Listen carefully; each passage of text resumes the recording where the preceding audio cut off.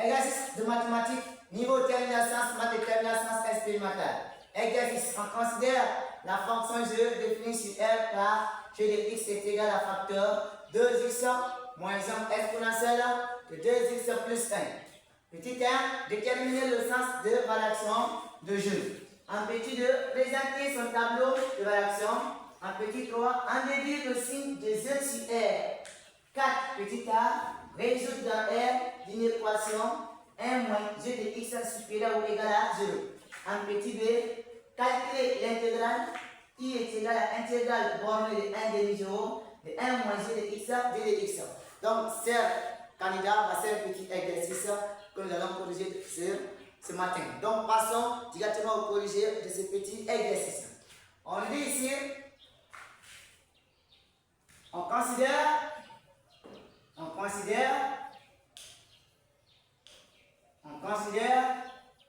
la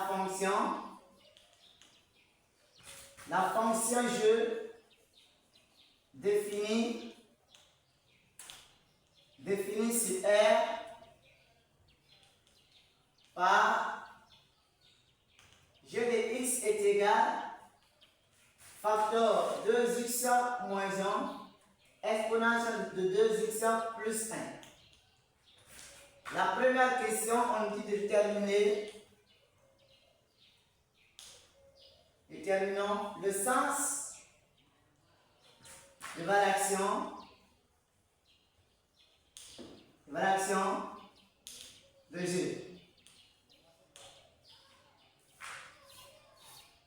Ici, pour avoir le sens de variation de la fonction g ici, il faut d'abord présenter le domaine de définition de votre fonction.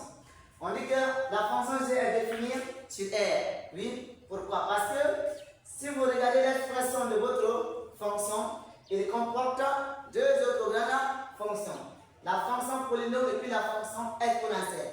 Or que la fonction polynôme est définie sur R ainsi que la fonction exponentielle, alors là, l'ensemble aussi est défini sur R. C'est-à-dire quoi? Si vous prenez un polynôme, vous remplacez x là par tout nombre réel, vous aurez toujours un résultat dans R aussi. Ainsi que la fonction exponentielle. Quel qu'en soit l'exposant de E, si ce nombre-là est un nombre réel, alors la exponentielle de ce nombre-là va toujours donner aussi une valeur numérique. Donc, de façon simple, cette expression aussi est définie sur R. Pourquoi? Parce que les deux fonctions aussi, la fonction polynôme et puis la fonction exponentielle, les deux là sont tous aussi définis sur R. Donc, on va dire tout simplement que 2 de jeu est égal à R. C'est-à-dire quoi? R, c'est tous les réels. Et tous les réels, c'est de l'intervalle ouvert au moins infini, ouvert à plus infini. Donc, voici le domaine de définition de la fonction G. On va maintenant passer à la première question. Il s'agit de déterminer le sens de variation de la fonction G. Maintenant, ici, pour avoir le sens de variation de la fonction G, il faut d'abord quoi? Il faut d'abord chercher la dérivée de la fonction G, ainsi d'étudier aussi son signe. Donc, on va déterminer l'expression de la dérivée de la fonction G et ensuite étudier le signe de cette dérivée. Donc, passons d'abord au calcul de la dérivée. Dérivée de G.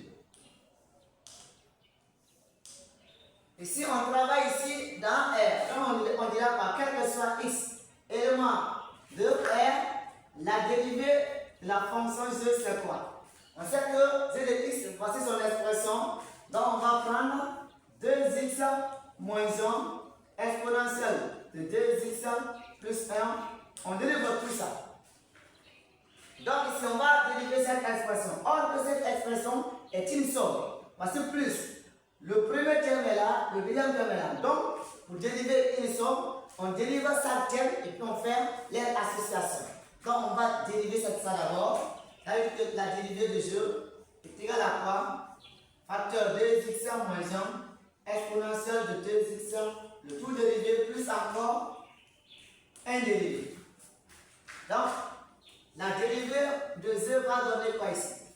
Je vais dériver maintenant ça. Or, on encore que ça, c'est un produit. C'est la multiplication entre deux fonctions. La fonction 2x moins 1 multiplie la fonction exponentielle. Maintenant, si on veut dériver une fonction sous la forme UV, on a une fonction multipliée par une fonction. On peut dériver tout ça. La formule, c'est quoi? On dérive la première fonction U, on multiplie par la deuxième sans dériver la deuxième. Plus, on ne dérive pas la première, on dérive maintenant quoi? La deuxième. Donc, on dérive la première, on multiplie par la deuxième, mais sans dériver la deuxième. Plus, on laisse la première en place sans dériver aussi, on multiplie par la dérivée de la deuxième. Donc, c'est cette formule-là qu'on va appliquer concrètement ici. Voici mon U qui est là.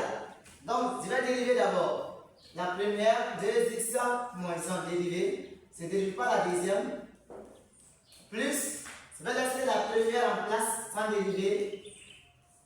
Mais je vais dériver la deuxième. Exponentielle de 2x dérivée. Maintenant, il reste à dériver 1. Maintenant, l'autre fonction dépend de x. Mais 1 n'est pas multiplié par x. Donc 1 est une constante.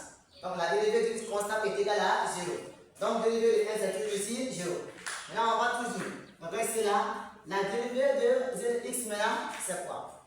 Pour dériver ça, c'est ici un monome 2x, c'est quoi ici? Moins 1. Or que 1 est une constante. Donc sa dérivée aussi ça fait 0. Il reste seulement à dériver par 2x. On va dériver 2x. Mais on revient dans un cas général. Si on a un monome ax à la puissance n, le tout dérivé, c'est quoi?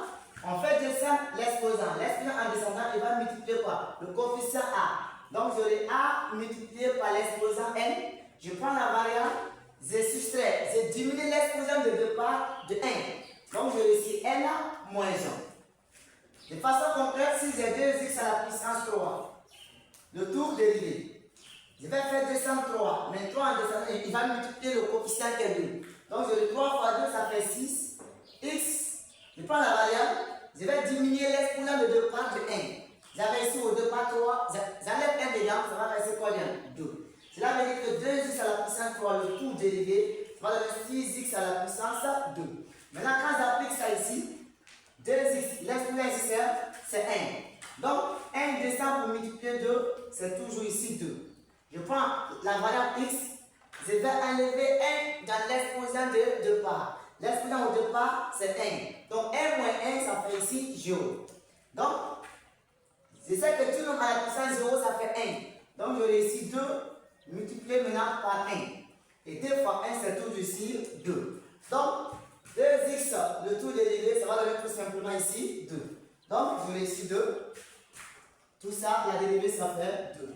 Exponentielle de 2x. Plus, ça, je n'ai pas dérivé, donc 2x moins 1. C'est ça, je vais dériver maintenant. Maintenant, j'ai une fonction qui est sur la forme exponentielle de u. Si je veux dériver une fonction exponentielle de u, je fais descendre encore la fonction u. Mais en descendant, elle doit être dérivée. Donc, je dérive u, je multiplie encore par la fonction elle-même. Donc, pour dériver exponentielle de u, on fait descendre u là ici. Mais quand il descend, on la dérive. En plus, on prend la fonction elle-même. On multiplie par la dérivée de l'exposant ici qui était u. Donc, c'est ça qu'on va appliquer concrètement ici. Pour cela, mon expression c'est 2x. Quand 2x descend, je vais dériver. 2x, c'est dérivé. Je prends exponentielle encore de 2x. Donc 2x, je fais descendre, je dérive. Encore, je multiplie par exponentielle de 2x. Donc, j'ai quoi? Déjà ici, j'ai 2 exponentielles de 2x. Plus, ici, je vais dériver 2x. Déjà, je l'ai fait ici. 2x, la dérivée, ça fait ici 2. Donc 2x, quand je dérive, j'aurai quoi? D'abord, j'ai 2x moins 1. Multiplié maintenant par quoi?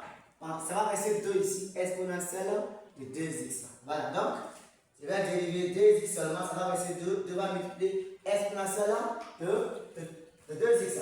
Donc, le 2x. 2 prime de x, c'est quoi? Ici, je vais factoriser par exponentielle de 2x, exponentielle de 2x. Maintenant, quand j'enlève exponentielle de 2x, ça va rester ici 2. Plus Quand j'enlève encore exponentielle de 2x, ça va rester ici. 2 là, il va rentrer. Donc 2 fois 2, ça fait 4. Ça fait 4x. 2 fois moins 1, ça fait ici moins 2. Exponentielle de 2x. Donc, j'ai mis exponentielle de 2x en facteur. Ça va me rester 2 ici.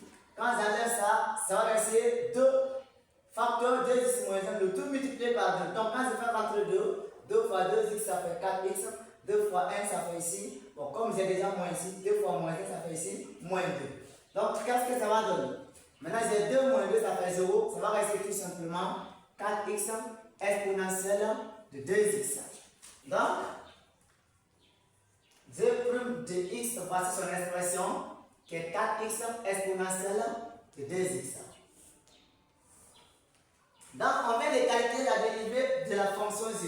Il reste maintenant à étudier le signe de cette dérivée. Pourquoi?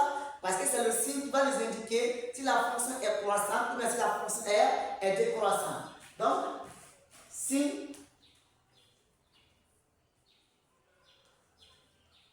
la dérivée. Maintenant ici, on sait que quel que soit x, élément de R, l'expression de la dérivée c'est quoi? C'est 4x exponentielle de 2x. Maintenant, on va voir cette quantité-là. Dans quel cas elle est positive, dans quel cas elle est négative.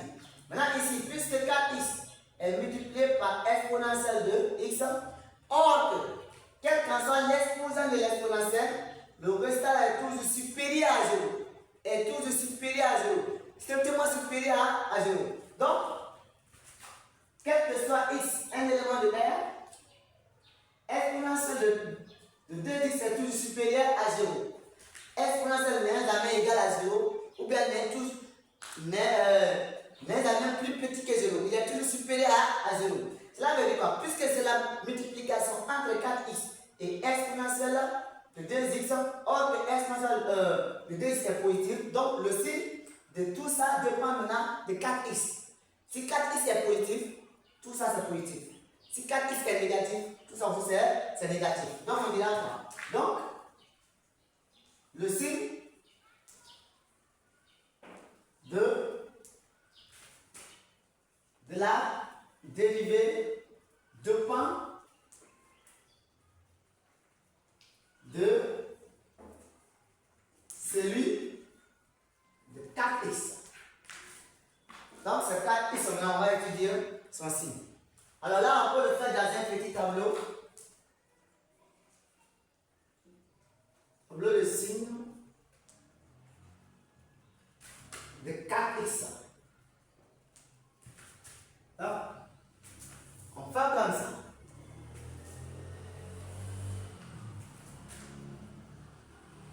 Ici, ok, on a écrit les valeurs de x ici. On travaille dans notre ensemble de définitions, c'est ça. Donc on travaille de moins infini à plus infini. Donc on va écrire le domaine de deux définitions ici. Moins infini ici à plus infini. Maintenant on va écrire notre 4x est là. Bien, maintenant puisque on sait que 4x a même signe que la dérivée, on peut mettre ici la dérivée de la fonction g. Maintenant on va chercher à savoir quel est l'élément qui annule le 4x, c'est-à-dire x là. Donc prendre quelle valeur pour que votre 4x là devienne 0. Là on peut faire ça. 4x si c'est égal à 0. On veut avoir la valeur de x pour laquelle 4x donne ici 0. Donc si 4x est égal à 0, on sait que 4 n'est pas 0. 4 est plus grand que 0. Donc c'est x est égal à 0. Pourquoi? Parce que si le produit de deux nombres donne 0, au moins l'un de ces deux là est égal à 0. 4 a multiplié x, on a obtenu 0. Mais 4 même n'est pas 0. Donc c'est x qui est égal à 0. Tout simplement, si vous tirez x, vous aurez 0 divisé par 4. Donc 0 divisé par 4, c'est toujours ici 0. Cela veut dire quoi? Il faudrait que x prenne la valeur 0 pour que 4x ici devienne 0. Donc, il faut 0 ici. Là, c'est 0, il peut annuler 4x. C'est encore 0 qui peut annuler quoi? La dérivée, oui, parce que si 4x devient 0, 0 fois tout ça, ça va donner 0. Maintenant ici, 4x, ça c'est, on va considérer une fonction affine. Donc maintenant ici, avant